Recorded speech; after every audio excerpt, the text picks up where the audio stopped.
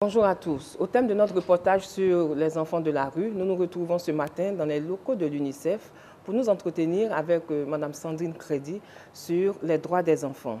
Bonjour Madame, bonjour. Merci d'avoir accepté notre invitation. Avec vous ce matin, on va parler des droits de l'enfant. Adoptée il y a 30 ans, la Convention internationale des droits des enfants est le texte le plus raffiné au monde. Et pourtant, les droits des enfants ne sont pas respectés. Qu'est-ce que vous pouvez nous dire là-dessus ? La Convention effectivement des droits des enfants, c'est une convention qui reconnaît des droits à l'enfant et qui vise donc à sa protection. Et elle a été adoptée le 20 novembre 1989 par l'Assemblée générale des Nations unies.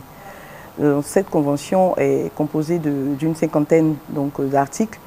Et ces articles-là concernent donc des droits à la santé, à l'éducation, à une identité, à la protection. Et les pays donc, qui ont adopté cette convention, comme la Côte d'Ivoire, se doivent donc de respecter cette convention parce qu'elle est contraignante pour tout pays qui l'adopte. Et donc les États parties sont contraints de faire respecter les dispositions des droits de l'enfant. Aujourd'hui, c'est vrai qu'il y a une impression qui se dégage de ce que les droits de l'enfant ne sont pas tous appliqués et reconnus. Mais il faut dire qu'il y a beaucoup d'efforts quand même qui ont été faits au niveau de la Côte d'Ivoire pour lui reconnaître ses droits. C'est quoi le droit de l'enfant? Les droits de l'enfant, c'est des droits humains. Et les droits humains, c'est vraiment des droits qui sont reconnus à l'enfant en tant qu'être humain à part entière. Et donc ces droits visent à le protéger contre toute violation. Mais avec vous, on va parler des droits de la protection. Je crois que c'est votre domaine. Voilà, donc le droit à la protection de l'enfant, ça regroupe quoi? Ça veut dire quoi exactement? L'UNICEF est engagé à faire appliquer les droits de l'enfant dans son entièreté. Donc vous avez ici plusieurs composantes au niveau de l'UNICEF qui tiennent compte de toutes ces dispositions. Donc on a plusieurs programmes. Donc vous avez le programme protection dans lequel je suis, qui vise vraiment qui gère un peu toutes les questions liées au droit à l'enfant, à la protection contre les abus, la violence et l'exploitation. Également aussi qui traite des questions de justice pour mineurs et qui traite aussi des questions d'enregistrement des naissances. Mais vous avez aussi d'autres programmes qui sont des programmes d'éducation, qui visent à lutter pour que tous les enfants soient scolarisés. Ces derniers temps, on voit des enfants enlevés, on voit des enfants dans les rues, des enfants maltraités. Mais au niveau de l'UNICEF, qu'est-ce qui est fait? D'abord, il faut avoir un système national qui soit fort.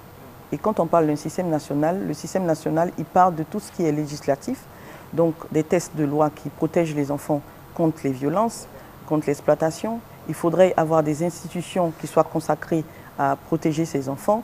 Donc comme aujourd'hui on a au niveau du gouvernement ivoirien, on a donc des ministères qui ont le lead sur la protection des enfants, tels que le ministère de la femme, de la famille et de l'enfant. On a également des structures départementales qui sont consacrées à faire respecter ces droits. Vous avez au niveau de ce même ministère la direction de la protection de l'enfant. Et vous avez également le ministère en charge de la protection sociale, qui a la direction de l'action sociale. Donc ce sont des structures qui sont mises en place aussi pour pouvoir faire respecter ces droits. Ça m'amène à vous demander pourquoi il y a tant d'enfants, malgré tout ce système mis en place avec toutes ces organisations qui s'occupent de la protection des enfants, il y a encore des enfants qui ne sont pas scolarisés. Oui, la scolarisation, c'est un droit fondamental pour l'enfant parce qu'un enfant qui n'est pas instruit, c'est un futur citoyen et donc ça y va même du développement, de l'avenir de tout un pays.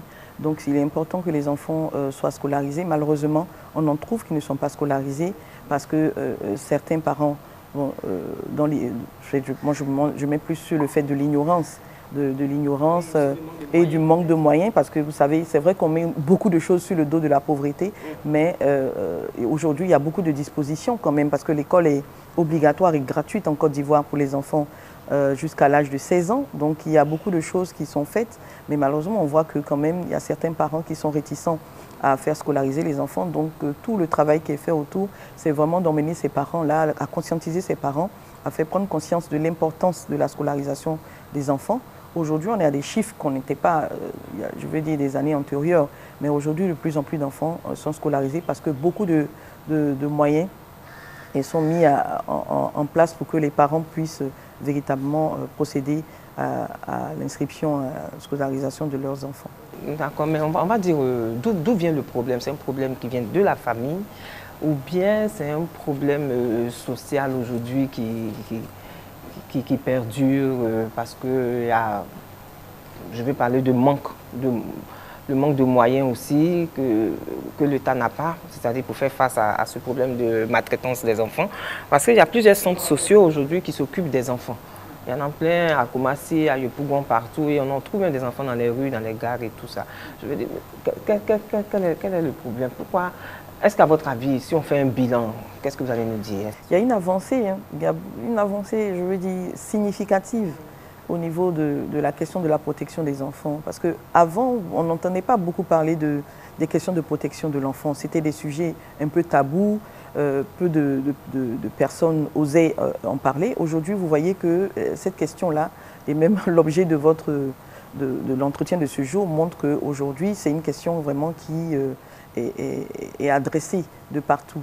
Et donc, quand on prend un peu le contexte ivoirien, on voit que la Côte d'Ivoire a adopté en 2012 une politique nationale de protection de l'enfant qui vise à lutter contre les abus, la violence et l'exploitation. Également, on a aujourd'hui la Côte d'Ivoire, depuis 2018, qui a lancé donc, une enquête sur les violences. Donc aujourd'hui, en Côte d'Ivoire, on a des chiffres sur la violence. Et ces chiffres, ce sont des indicateurs qui pourront orienter les décisions et toutes les politiques et les plans d'action à venir pour protéger les enfants en Côte d'Ivoire. Donc la question est vraiment une question qui est prioritaire, je pense, pour l'État ivoirien, et l'UNICEF est engagé, en tout cas, à toujours faire le plaidoyer et à soutenir l'État ivoirien pour que les droits de l'enfant soient respectés. Parce que quand on a tourné avec le ministère de la Famille, je crois savoir qu'il y a un centre qui est fait à Beauville pour recueillir tous les enfants. Je crois qu'ils vont commencer par une centaine d'enfants, à les mettre dans ce centre-là pour leur apprendre soit un métier, pour les réinsérer dans la société. Oui, et évidemment, c'est la question même je veux dire, elle est beaucoup plus large. Je veux dire que tous les mécanismes dont on a parlé au niveau gouvernemental, au niveau des structures, ça veut dire tout le système qui doit se mettre en place, la coordination de tous les acteurs. Donc UNICEF vraiment est vraiment engagé à accompagner le gouvernement déjà même dans la mise en place d'un véritable système national de protection de l'enfant. Mais quand on se rapproche plus du contexte familial, il faut vraiment comprendre qu'un enfant qui vit dans un environnement qui peut sembler un environnement, je veux dire, de qualité, parce que l'enfant a une maison, il a des parents, il a des moyens, il va à l'école, peut quand même être victime de violences et d'exploitation. Donc les moyens ne justifient pas forcément qu'un enfant est protégé, voilà, et vit voilà, dans une situation qui peut l'empêcher d'être une victime de violences et d'exploitation. Donc le travail qui est fait, il y a un véritable travail aussi qui est fait au niveau de la famille. Et l'UNICEF a soutenu le ministère de la Femme, de la Famille et de l'Enfant à développer un programme national d'animation communautaire.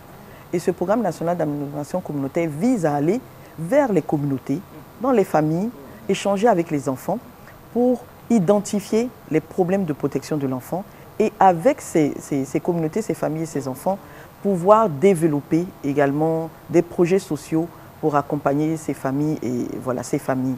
Et également, il y a un programme d'éducation parentale aussi qui vise aussi à aider, à soutenir les parents à la parentalité. Donc, comment être un bon parent? Parce qu'on peut aussi ne pas, le parent peut ne même pas être conscient qu'il est en fait l'auteur voilà, des violations de droits de l'enfant. Donc, faire comprendre aux parents quel est le rôle qu'il doit jouer, parce que la question est éventuellement de l'exploitation et des abus faits aux enfants part aussi d'un contexte familial.